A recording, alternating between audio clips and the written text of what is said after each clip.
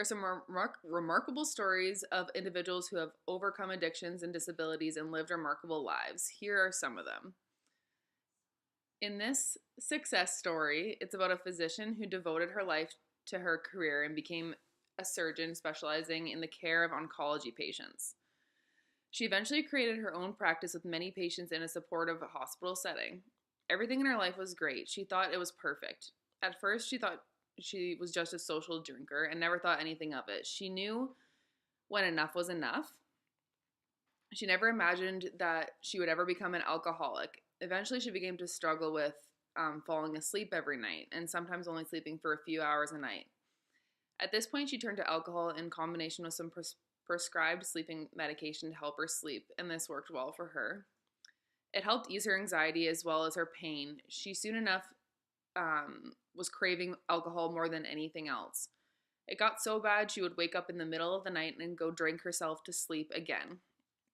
She would call into work sick and would stay in bed would stay in bed almost all weekend and avoid any responsibilities and reality in general. Her father was an acute physician and her mother was a nurse. They both started to notice something that was going on and became devastated. She risked her reputation, career, and her self-worth and her life. She knew she was in trouble and she didn't have the strength to seek help at this moment. Colleagues from work noticed that she was having a change in behavior and then confronted her.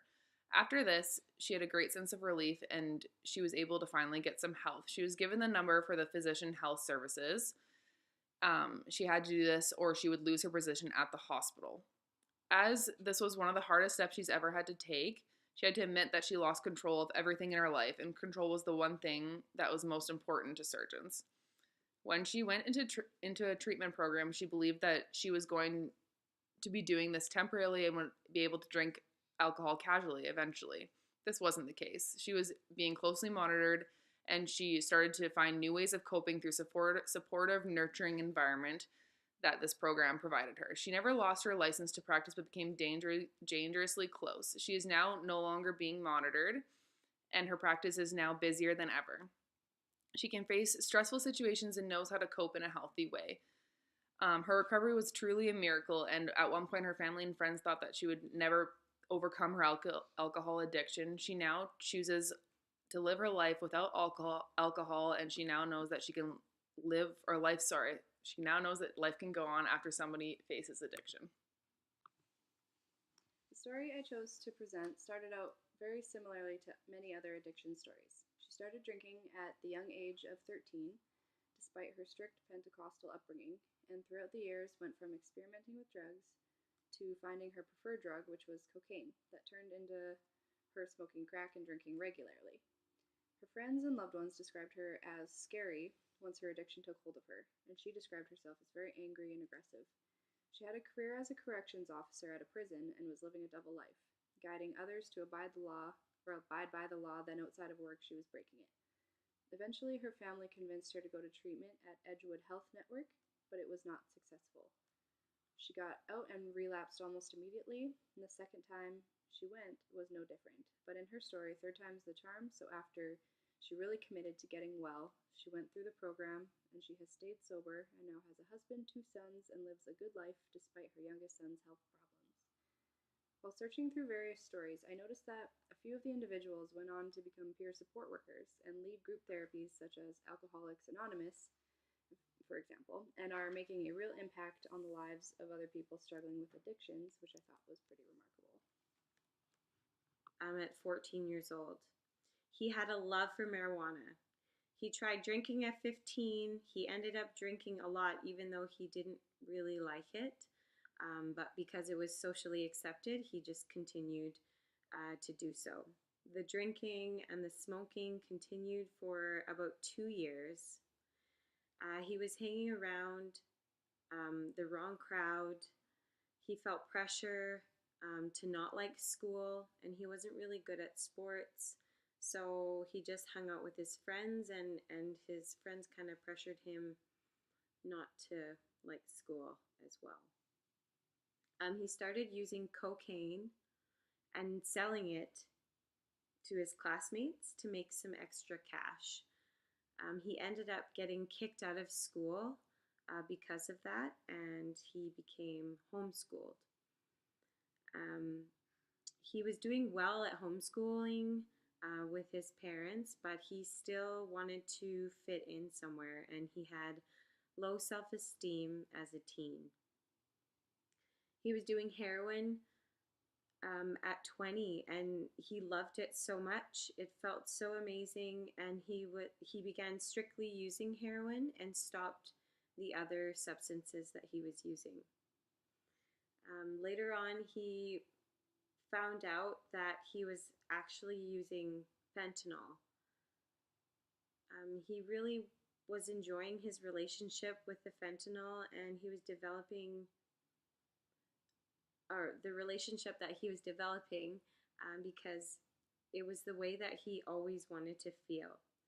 Because nothing stood in the way of the relationship, everything else in his life was not ideal.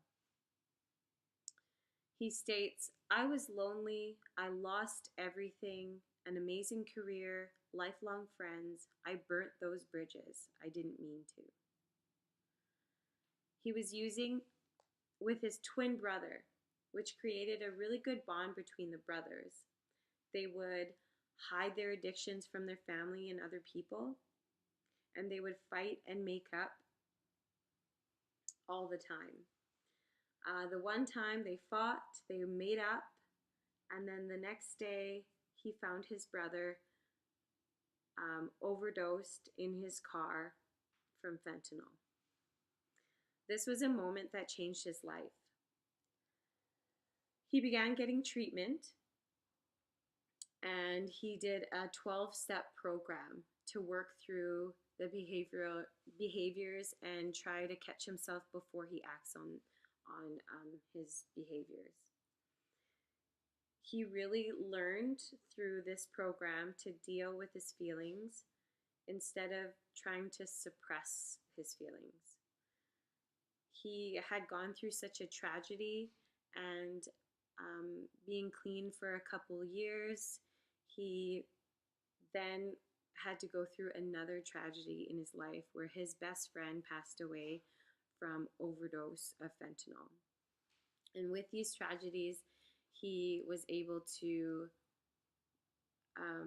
with this 12-step program, he was able to recover and still be able to deal with the issues that he has with his thoughts and acting on his thoughts.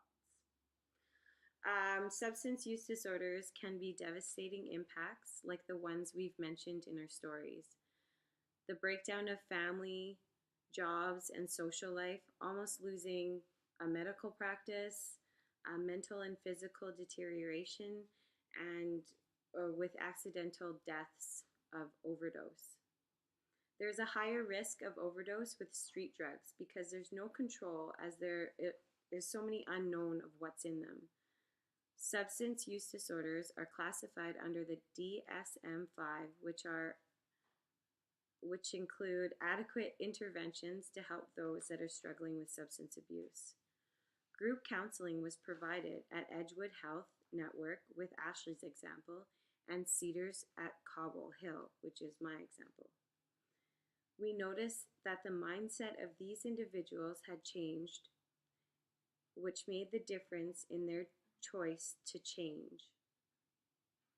We used Choices by Shabib and Why Group Therapy by Scott Furr.